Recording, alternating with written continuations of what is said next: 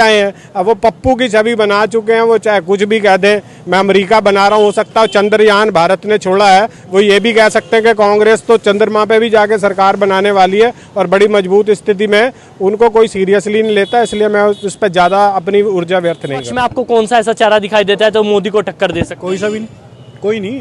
अगर कोई अकेला चेहरा होता है इनको जरूरत पड़ती है इकट्ठे होने की। ममता बनर्जी है, हाँ, प्रधानमंत्री की। पश्चिम बंगाल से बता दो मुझे। नीतीश कुमार है, उन्हें कौन जानता है बिहार के अलावा? केजरीवाल है, दिल्ली के अलावा दिल्ली। दूसरा उदाहरण राजभर जी के आने से मिल गया आपको।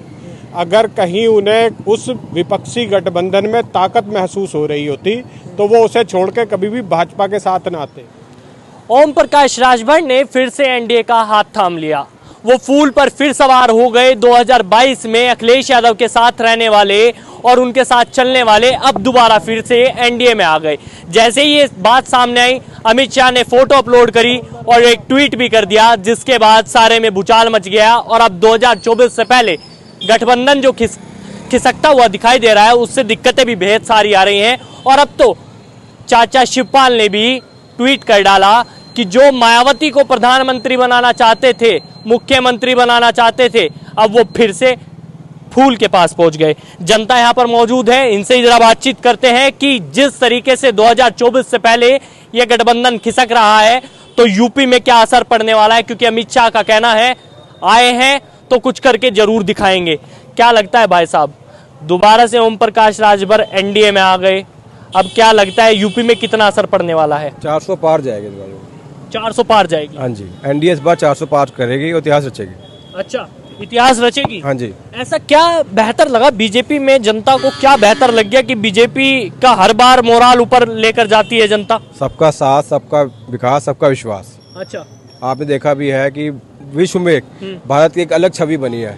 चाहे सऊदी अरब, जो मुस्लिम कंट्री हो, ईसाई कंट्री हो, कैसे भी कंट्री हो, हर देश में एक जो है आज दुनिया जो है भारत की तरफ देख रही है और भारत बहुत जल्दी विश्व गुरु बनने वाला है। अच्छा, ओम प्रकाश राजभर जो 2022 में खिलाफ खड़े हुए थे बीजेपी के, अब वो दोबारा से बीजेपी में आ गए, तो क्या लग रहा है गठबंधन में क्या होने वाला है? देखिए, मैंने बता रहा हूँ ना, सबका साथ, सबका विश्वास, विकास, सबका विश्वास।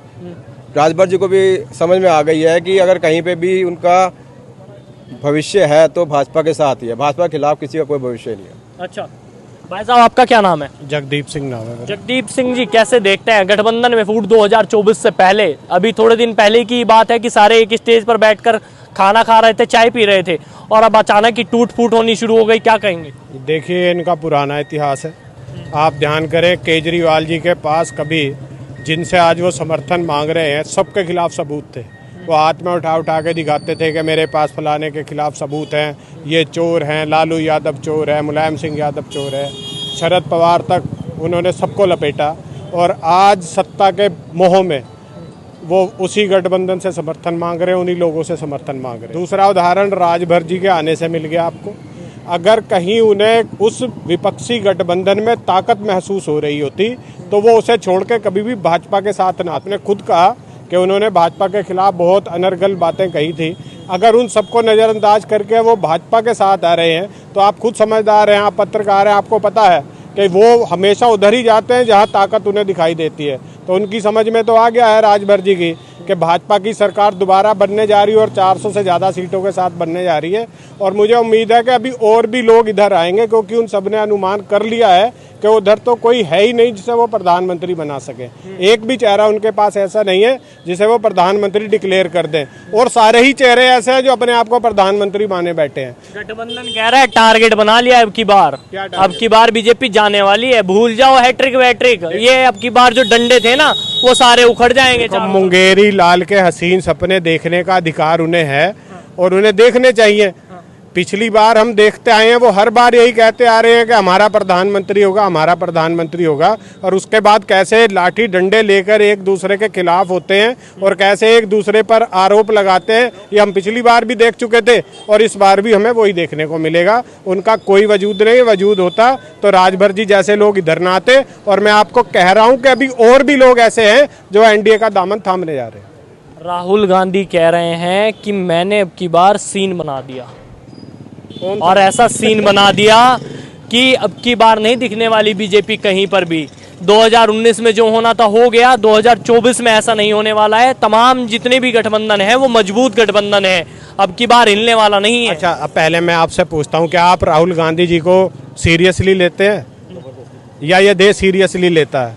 कोई उन्हें सीरियसली नहीं लेता। वो कुछ भी कह सकते हैं, वो कह सकते हैं मैं अमेरिका में सरकार बनाने जा रहा हूँ, तो हम तो उसका भी वही अंदाज लगाएंगे जो यहाँ लगाते हैं। अब वो पप्पू की छवि बना चुके हैं, वो चाहे कुछ भी कह दें, मैं अमेरिका बना रहा हूँ। हो सकता है चंद्रयान भारत ने छोड़ा है, वो ये भी कह सकते हैं कि कांग्रेस तो चंद्रमा पे भी जाके सरकार बनाने वाली है और बड़ी मजबूत स्थिति में, उनको कोई सीरियसली नहीं लेता। इसलिए मैं उस पर ज़्यादा अपनी ऊर्जा व्यर्थ नहीं करता। आपको क्या लगता है 2024 में क्या होने वाला है? क्योंकि विपक्ष ने जिस तरीके से तैयारी कर ली, अब दोबारा से एक और मीटिंग होने वाली है।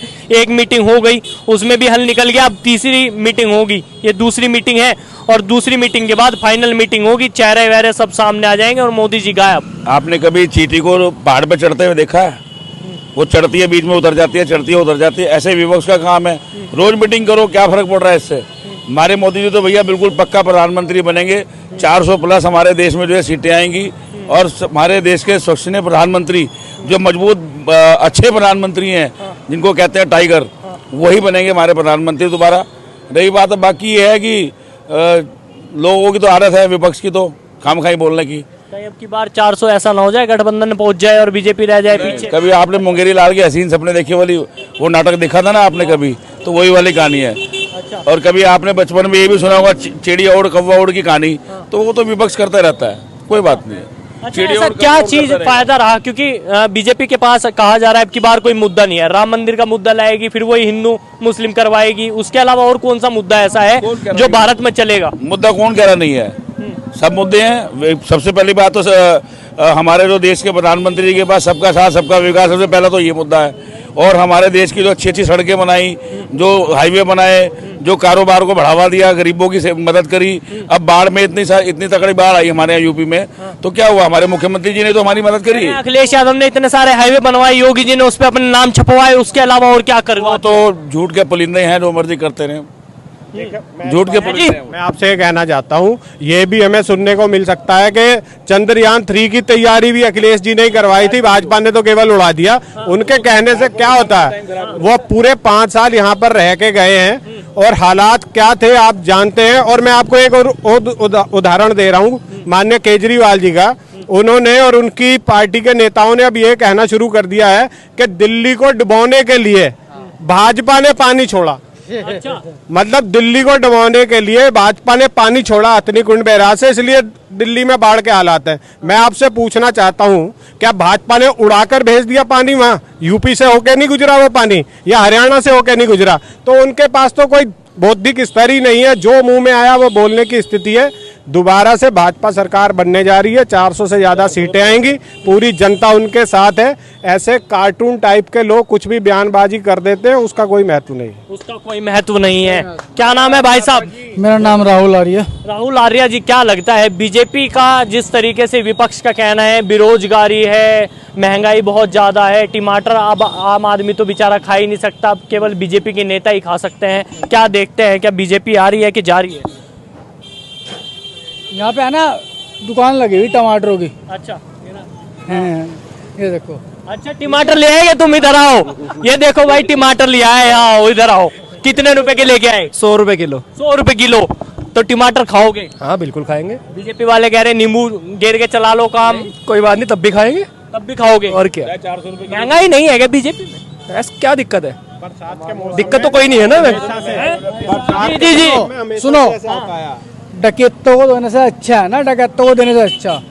आप जो जिस समय आप घूम रहे हैं ना, और ये जो हो रहा है किसी और राज्य में आप करके दिखाते हैं। कैमरे पे कैमरे है ना सारे के सारे, ये कैमरे घूम रहे सारे के सारे है ना, वो बटोर के ले जाते। अच्छा, हाँ, मैं आपके मतलब इतना गुंडागर्दी थी? इतनी गुंडागर्दी थी। और जो बात आप कह रहे हैं टमाटरों के महंगे होने की, तो हर बरसात में होता है।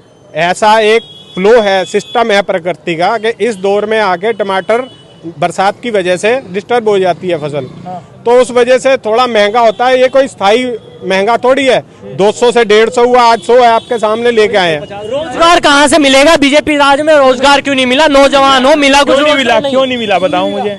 सरकार जो योजना दे रही है सब योजना में उसमें रोजगार भी है, सारी चीजें हैं, सब कुछ, व्यापार भी सही चल रहा है। देखो अब कहने को तो विपक्ष कुछ भी कहता है, राहुल गांधी को तो सारे ही बेरोजगार दिखते हैं मोदी राज में। नहीं वो तो वो पर ये कह रहे हैं ना, ये कह रहे हैं कि प्राइवेट नौकरियां हैं केवल, सारी सरकारी नौकरियां कहाँ गई? सारी मिल रही हैं, सारी योजनाएं मिल रही हैं और सारी नौकरियां मिल रही हैं। आप देखिए राहुल गांधी तो खुद ही बेरोजगार हैं, उनको क्या दिखता है, वो तो खुद ही बेरोजगार हो गए हैं।